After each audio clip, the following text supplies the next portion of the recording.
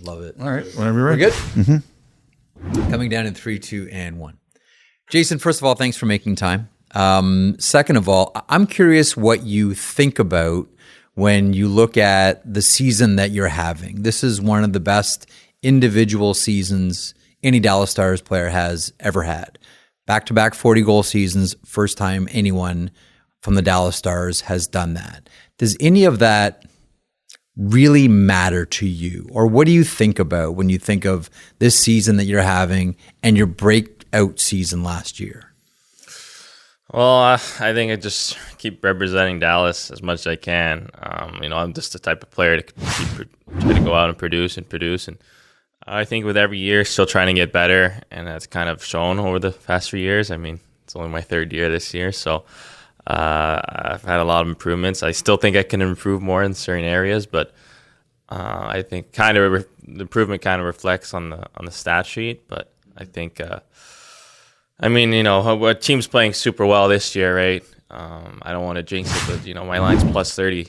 This year, it's probably up there in top, forward. So definitely that's a underlooked stat that's pretty important to everyone. I love talking to goal scorers, and I'm always curious about one thing because you established yourself as one of the best in the NHL last season.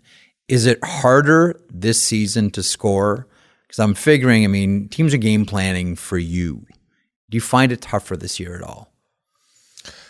Yeah, I don't think it's tougher. I think there are definitely people pay more attention. The line matchups, sometimes are a little funky as I'm used to. But at the end of the day, you're still trying to take advantage of what they give you. And you look at McDavid this year, and I'm not saying I'm McDavid, but McDavid has 60 goals here, and everyone knows that he's the best player in the world. So he's still proving he's finding ways to do it. So for me, I just I'm on the ice with a tremendous amount of talent, and that allows me to get open, to get into spots, and to feed me the puck. And certainly our power play is really good this year too, which allows me to get more chances and more opportunities. So.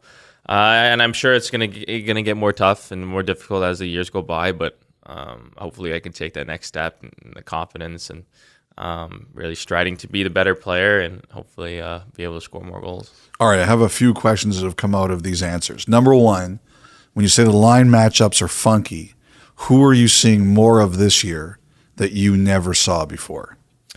I wouldn't say that. Actually, the only reason I say that is.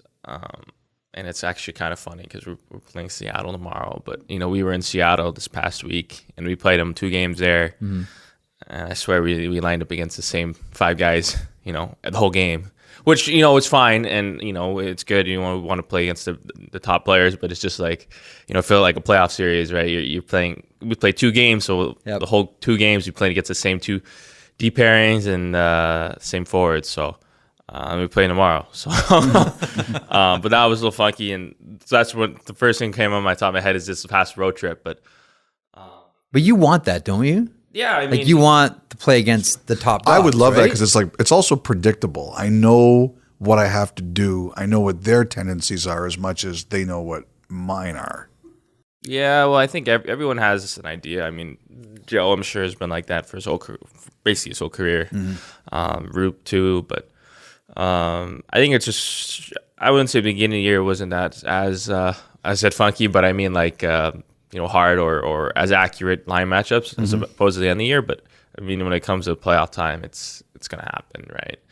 And it's up to us to just play hockey and try to help our team win, and we'll try to do whatever it takes. Who's the toughest right now? Who's the toughest matchup for your line? Who's the hardest to play against? I wouldn't say that. I don't know how the hardest matchup to play against is. I know there's some nights where we just can't get anything going.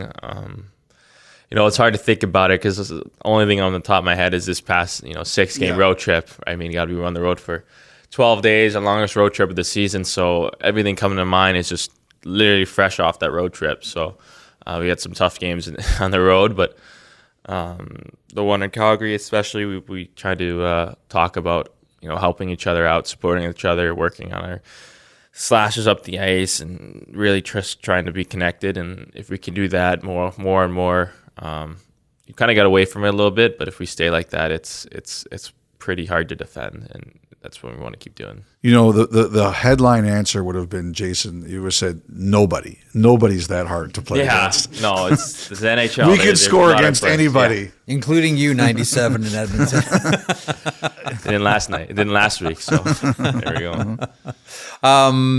Your overtime winner against Calgary was one of the nicest OT goals of the season. And I don't know how many times I must have watched this thing. I watched it while it happened on TV, and since then I've watched it about a dozen more times, and so much in there is great. Whether it's the toe drag, whether it's, moving Markstrom across. But the thing that really I keep coming back to is how high your hands are on your stick when you take that backhand. Like, that's a really high level shot, and I think a lot of us feel that the backhand is the one the one shot in the NHL that doesn't get a whole lot of attention. Two things. Can you walk us through that OT winner? And two, how often are you working on your backhand? That's a really skilled shot on Saturday.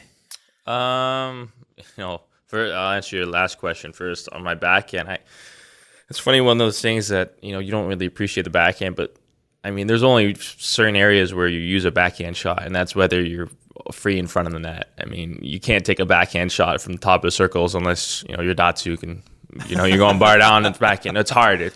So it's rare that you're going to take that good of a backhand shot and get that much power on it. So you don't use it as often as you think or would like to use. So, you definitely try and practice and stuff, but I mean, the only time you're using is if literally you're one-on-one with a goalie. Because someone's checking you, it's hard. It's a backhand. It's not often you get to do that. But as far as the goal, I mean, it's just playing hockey out there. I mean, just knowing that the game situation, there's only 15 seconds left. And, I mean, you're just trying to make that last effort to try to score a goal. And I don't know, this thing comes not natural to me, just kind of surprises me.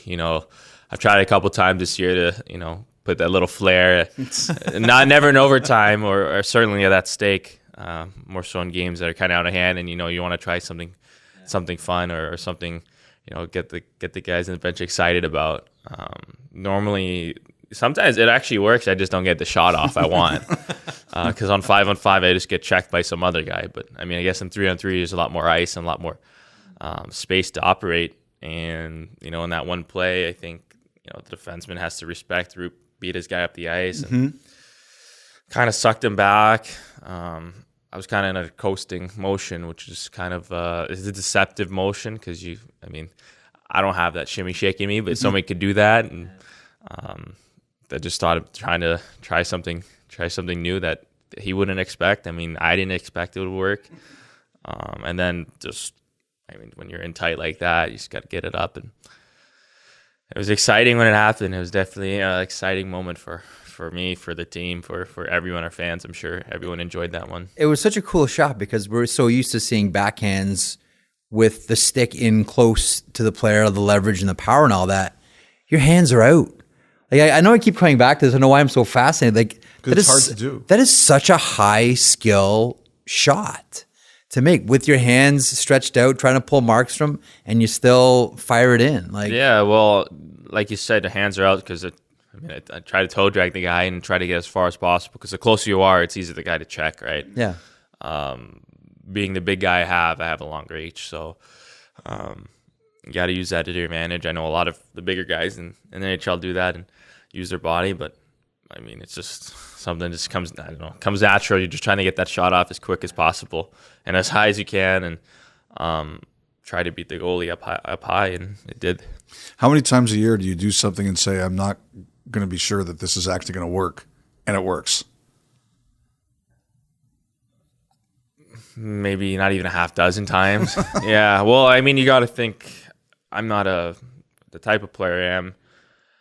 I'm not much of a stick handling guy. I think I have good hands and everything, but I'm not going to take guys on one-on-one like, the top players in the league who are really good at it, under the stick moves or the highlight reel goals. I'll never be on the highlight reel moments. So it's not something I don't think I can do, but not something I'm, willing to try to do.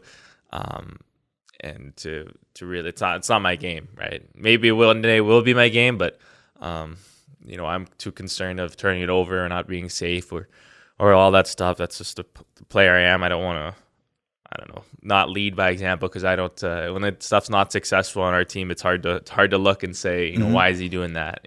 So I don't want to be the guy doing that and that stuff. So when I do it, and once in a while, like I said, and it works. I mean, you could just see the emotion when I scored. I was like, oh my God, like it finally worked, and I'm just so glad it worked. And not only that, it wasn't a turnover the other way, and because I try to be a safe player, I don't want to, sacrifice all the things that I've grown up doing, and it's playing the right way and not being sloppy or being selfish. You said there's a lot of things that are better this year, and there's a lot of things you still want to make better. Let's start with the good stuff first. What's better?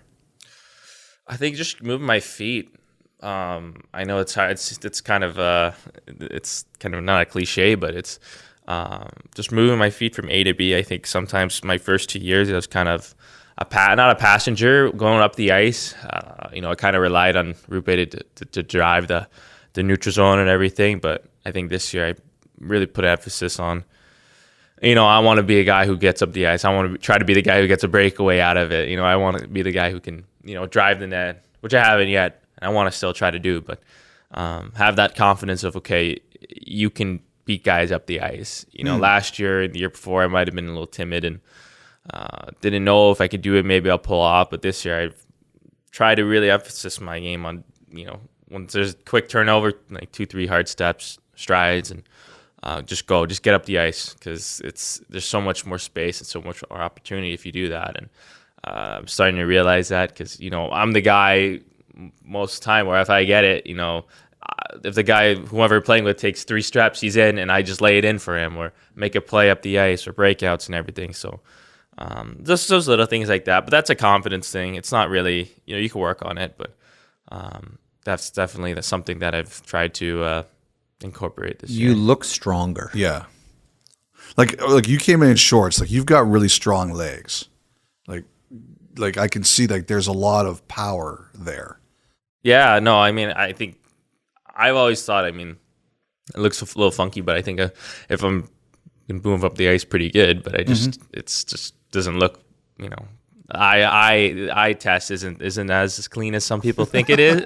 Some people look at it, but I always wanted to be getting up the ice as quick as I possibly can, and sometimes during the year it's displayed, but I try to do that more. Now, you said there's still things that have to get better. I shudder to think of what those might be, but what and how much better you can get. But what is that? Well, the one thing is I think I can work on my one-timer. It's not the best. I try. I don't know. It's like McDavid. Like, he always said his one-timer wasn't that good, and now you can see where it's starting to go. Is there a comparison to be made there between you and him? Yeah, I don't know. He's the best player in the world, so I'm sure he has other things to compensate. So, but no, for me, I think, I don't know, it's something that's kind of, I've never really worked on it throughout my career, and I just want to keep doing it.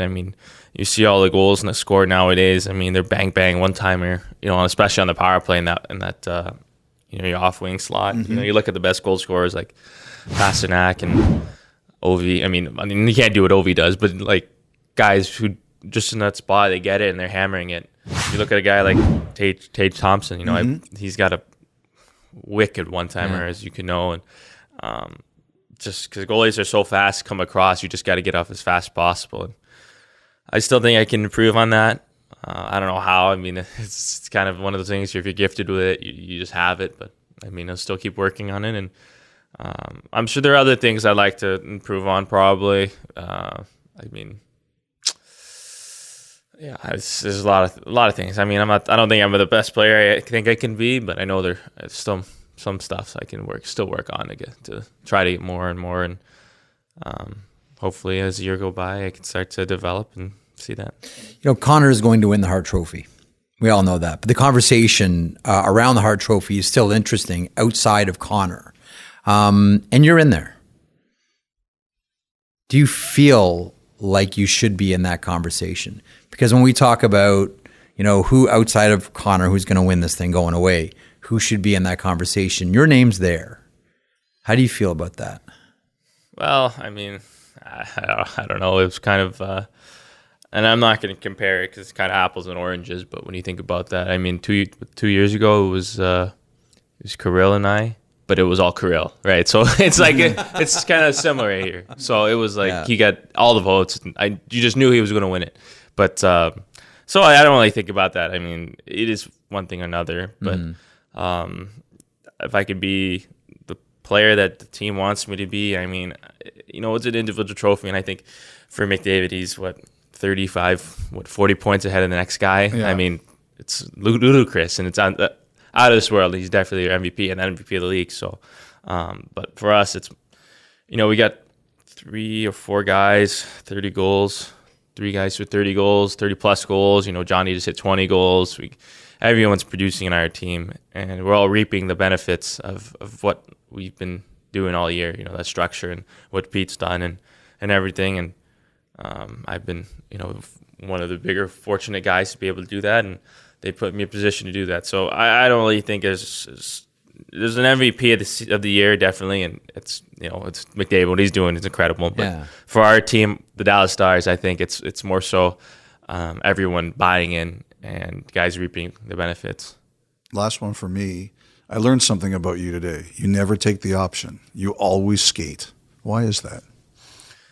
Well, whenever it's an option, I know it's just, we're going to have fun out there. I mean, most of the time we're just going to have fun. I mean, no coaches. So well, there's no head coach, right? So whether it just be the assistant coach is everything, goalie coach, skills coach, whatever. I mean, I'm lucky enough to be in a position where I can go out there and, screw around, kind of do what you want to do. Work on your one-timers. Work on one-timers, just have fun, take breakaways after practice, play rebound, do whatever.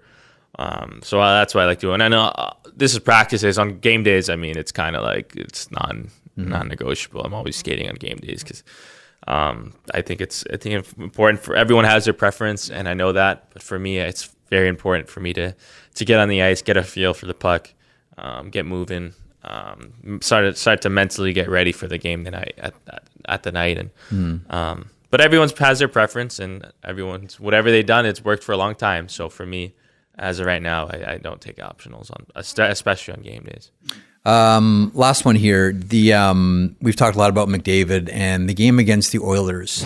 After your collision with McDavid, you're skating off. Ekholm says something to you. What did he say?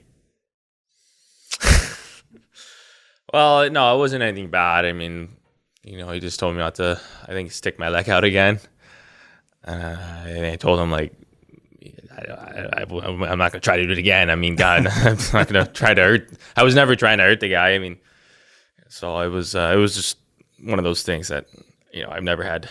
I don't think I've ever had one of those things in my career yet where I had kind of that knee-on-knee collision. But, I mean, whatever. It is what it is. But certainly I'm not a dirty player. I think I'm still that guy. Yeah. Like, I'm not a dirty guy. I'm not gonna try to do it again, please. But, yeah, it was one of those things where I'm sure, I hope if someone did that to me, I mean, someone on our team would, confront the guy, but whatever. It is what it is. It's hockey. Perfect way to end. Jason, thank you. Perfect. Thank you. Awesome, guys. Thanks very much. Yes. Really appreciate it. It's hockey. Thank you very much, Jason.